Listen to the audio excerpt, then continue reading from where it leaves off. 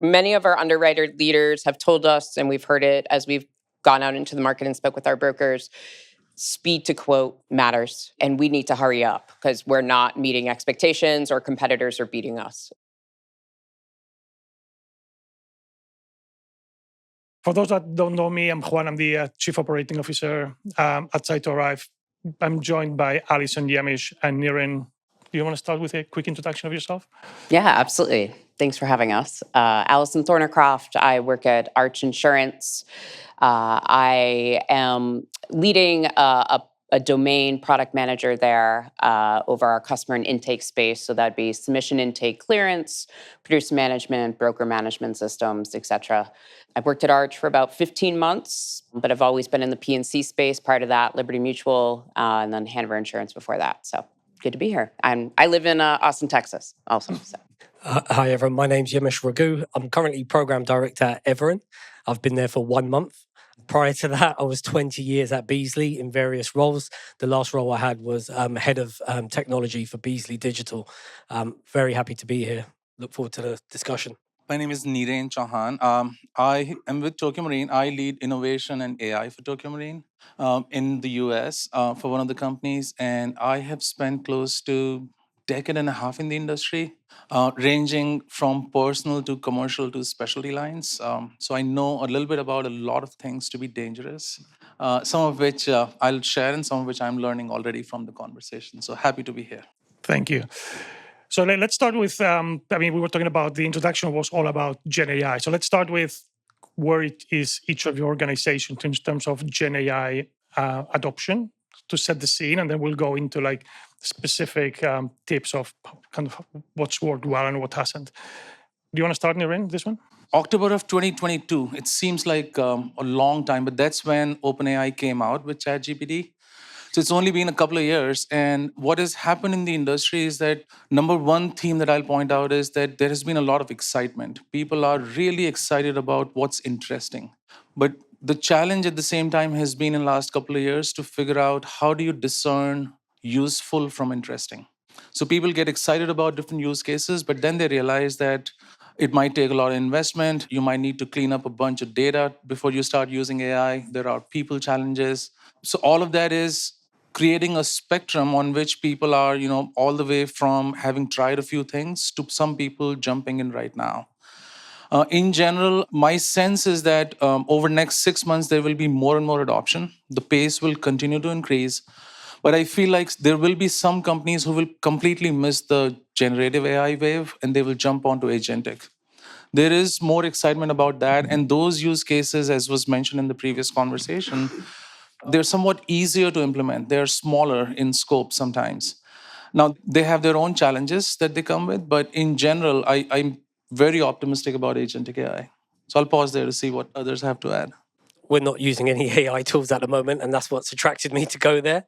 It really is greenfield, and there's a lot of opportunity there, so I'm very excited about that. At Beazley, though, Cytora were one of the first partners that we engaged with who were using GenAI, and we've been partnering with you now, for about 3-4 years now. We've developed the clearance process, which is now automated. So we can now use Cytora to ingest submission data and clear all submissions that come through. We're now working on triaging. And the next step after that would obviously be decision ready or quote ready data. Other areas within Beazley where we're using a bit of AI is obviously on the claims side. There's lots of opportunity there. But also what I'm quite interested in is really using it within technology. So I think we always talk about some business use cases, but I also feel like within technology, we need to be adopting some of those AI tools and showing some of our business stakeholders like the benefit of those. So I'm really looking forward to doing that at Everen.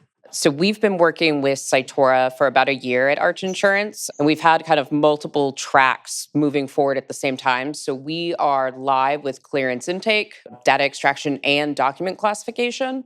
We are also live with several use cases around what we describe as full extraction, so extracting from loss runs or schedules of certain kinds.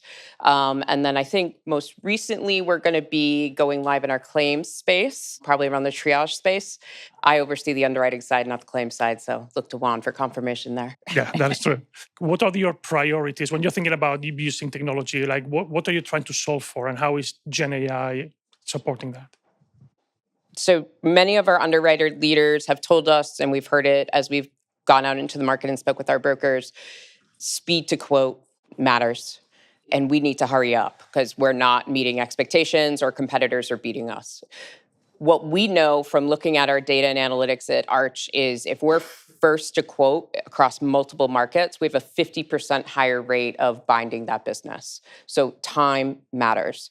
And quite frankly, the clearance or the intake step of the process is low value in terms of what the broker or the underwriter needs to get something out to the market. So we are, looking to reduce what used to be clearance in days to clearance in hours. And Cytora is a key part of how we're driving towards that outcome. We're very similar. Well, Beasley were very similar, I should say. We spent a couple of years really investing in distributing our product via APIs, and that is like speed, right? That's what brokers want: price, speed. But what we've realized and what we've seen now over those same 2 years is our email submissions haven't shrunk. They've kind of plateaued. So we've almost doubled our submission intake via APIs and emails. So what we're trying to do is similar to what you're doing, Allison, which is we need to process those email submissions as quickly as possible, get them through clearance, triage them, and get them into a position where we I think ultimately we want to auto quote. That's ultimately where we want to get to, but definitely want to just put it in front of an underwriter so that they can just review certain exceptions and just go, right, click a button, that's going out the door within a couple of hours. I think our clearance process, just can keep me honest here, probably about 4 hours at the moment on clearance. So we're quite good on that point, but I think for triage and for decision-ready submissions, I think that's what we want to get to. Overall, my observation has been in last 18 months or so, insurers, especially carriers, are more focused on the use cases that lead to productivity gains. So doing things faster, cheaper, that's been the focus. The biggest excitement for me personally, when you think about AI and technology in insurance, is that you get the most accurate price for the risk in real time. Like there is a lot of static models that look back and evaluate the risk. So there is a ton of opportunity there, but I don't see a lot of work happening in those domains just yet. And part of the reason is no one wants to be the number one in taking some of that risk. So I see a lot of opportunities in document ingestion, document processing, underwriter and claims support, ton of opportunities in legal, ton of opportunities in actuarial analysis. We don't do a lot of it in our world today, but I was at Allstate. Call centers are probably going to go out of business at some point. So there is a ton of opportunity in some of those domains, but still some gap in the core of the insurance business. Now, we're starting to use Cytora for some of those productivity-related things as well. But my hope is that we continue to move towards where the technology can really benefit the insured ultimately. And there is more work to be done there. Yeah, just to describe what does the architecture and the workflow look like for those kind of, well, you're less familiar with the claim side of things, but at least on the underwriting side, what does the workflow look like and the different systems involved? Yeah, absolutely. I'm happy to walk through that. And I'm pretty sure claims is copying what we built on the underwriting side. So pretty similar. So essentially, most of our submissions today are still email-based. We haven't leaned too hard into portals and such. So vast majority of our flow is coming in that way. We're seeing north of 250,000 submissions a year. And by year end, we will have over 90% of that volume flowing through a system that includes the Cytora product. So essentially what we do is we set up through our email box, we assign on the back end basically an identifier unit that we can then transmit the submission email and the ID to Cytora. They then send back their extraction schema to us as well as our document classification tags. From there, we start to kick off some parallel processes. So if needed, we're going to human in the loop, HITL. Although recently I'll share, when we first went live with some of these models, we turned what I refer to as the governor on for 100% of submissions, regardless of how confident the Cytora model was. We've now lifted that. We're seeing 70% time savings associated with that effort. And we're seeing confidence or precision levels of 95 to 97%. So really impressive stuff. So yeah, we would go human in the loop. Then we would complete our conflict checks that we do at part of intake. We also will be parallel auto filing into our document repository all the documents based on what the classification type was. And then we've also got a third piece kicking off where we'd have an orchestrator basically listening for the emitting of that first 2 workflow events and then saying, oh, okay, here we've got a loss run. I want to go extract the loss run and then serve that up in a workbench underwriter ready UI. So that's how we're building things. Great. And the workbench, this is a in-house built one or is it a commercial one? It's built on a commercial platform. I was going to say that's pretty much the same process that we've built at Beasley, apart from the loss runs. I just wanted to add a little bit more, like just to kind of help frame the problem, right? So at Beasley, I think we receive our own application form only 13% of the time. So that means we're receiving competitor application forms all the other time. So training the model for our competitors' application form, making sure that we can make adjustments, train the model, that's where the real value is. You know, you'd expect training it on your own application form. Sure, you can do that all day long because you know what the data is. But doing it on the competitor's application form, I think that's where the true value comes from. Did you want to explain what? Because when people hear training, that immediately people think it's about training templates or training forms. It's like almost like the old way of doing this. What does training in like a Cytora platform, for example, in a cyber context look like? The cyber intake form now has changed completely, has revolutionized over the last couple of years. The amount of data that we ask for on the cyber form is incredible. So for us, when you are looking at data from an application form and understanding what that value is. So we look at accuracy and completeness of data when we're looking at an application form. So we're looking at those 2 scores. So when we get new application forms or versions change, it's being able to tell the model, well, this is now where you need to go and look for that data source. And then the model will then pick that up and then retrain itself. And that's where you get the time saving. Yeah, I think this is quite a specific challenge to cyber, which is it's not about like what data you get from each application form. Is like the risk controls differ by application form. So the typical one is like, does the client use multi-factor authentication for remote access, right? But there would be another application form that just asks a slightly different question, and it does require underwriting judgment to decide, are you happy to take this version of the question as the answer to the schema point you want? So it's not about training templates, it's more about training the interpretation of the questions, it's a very interesting challenge, which is very specific to cyber because it's still quite an emerging line of business. Neeren, you're earlier in the process, but is there any thoughts on how you're thinking about No, nothing to add there. I think they covered it. The one thing that I'd say, which kind of connects to my previous point, I'm really excited about the third-party data sources that you connect with as well. Now, initially, we won't be using that, but again, I think that's where a lot of impact is also going to come from, to give me the risk insights and help me accurately assess the risk and price it, in addition to automating everything else. And the other thing I'd say is what I find fascinating is that a lot of this change is happening because sometimes the push is coming from the brokers and agents who are sometimes ahead in their own adoption of AI and automation tools. And that's, I think, a good thing for carriers too, because carriers tend to sometimes get lost in their own internal debates and move much slower than they should. But I think this whole broker piece. So underwriting, I think, is a very interesting domain that will continue to evolve. And my hope is claims will catch up to that as well. Lessons learned from the work you've done so far. What would you have done differently? Did it deliver on your expectations?